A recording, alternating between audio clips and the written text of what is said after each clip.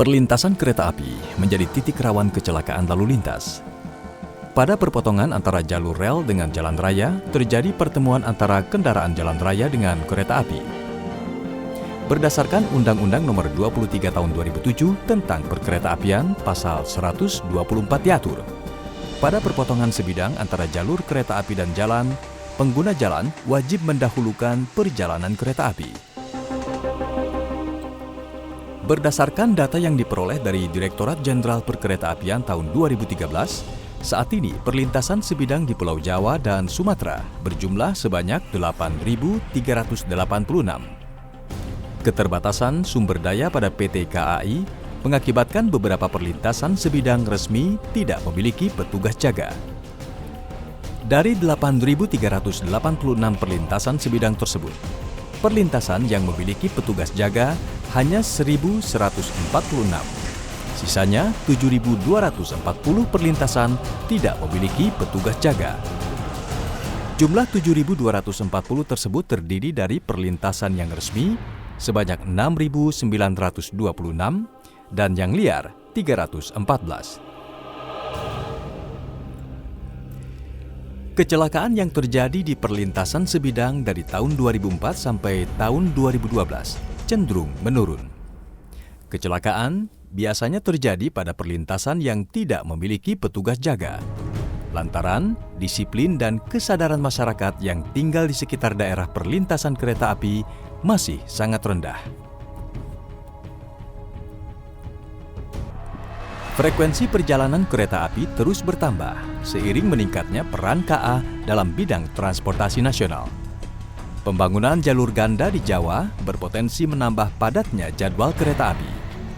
Makin tingginya frekuensi kereta api membuat buka tutup palang pintu lebih sering dan tentunya meningkatkan potensi terjadinya kecelakaan.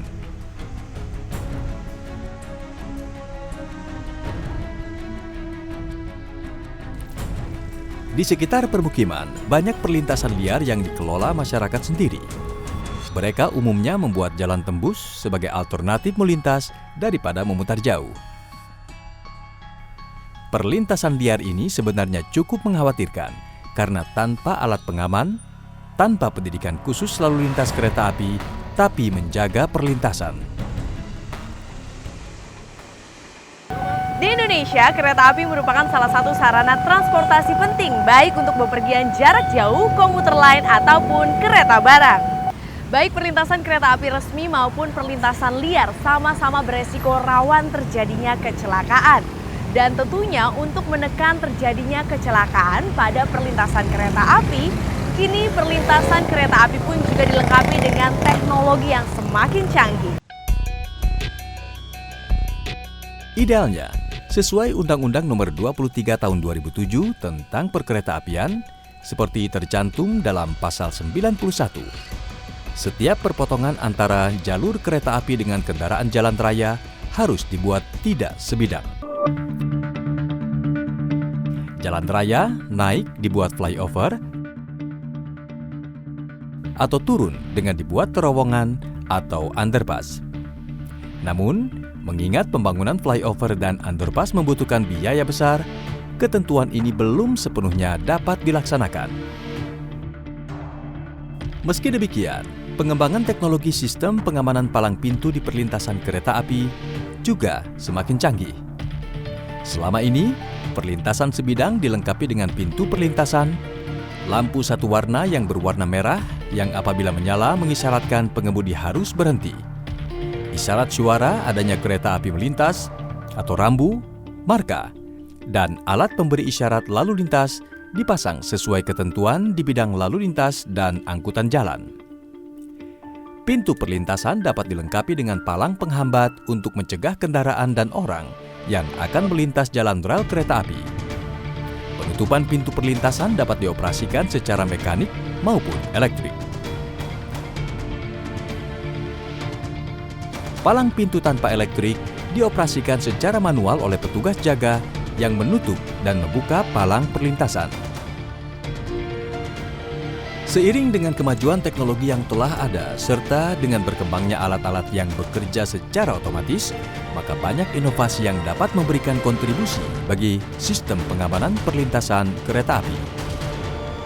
Pernah terbayangkan apabila rel perlintasan menggunakan alat sensor otomatis, sehingga mampu mengurangi kecelakaan dan tak perlu lagi adanya kesalahan ataupun kelalaian manusia dalam menjaga suatu perlintasan kereta? Sekarang, sistem pengoperasian palang pintu kereta bisa menggunakan alat sensor canggih mulai dari kamera anti-air, laser, dan Wi-Fi.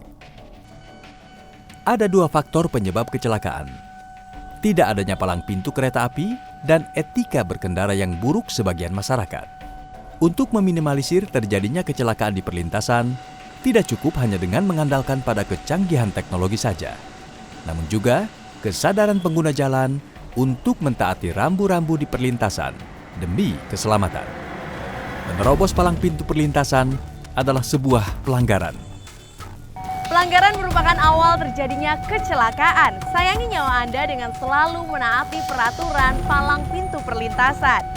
Palang pintu perlintasan memang sudah dilengkapi dengan sistem teknologi canggih, namun tidak ada artinya apabila Anda tidak mematuhi peraturan perlintasan.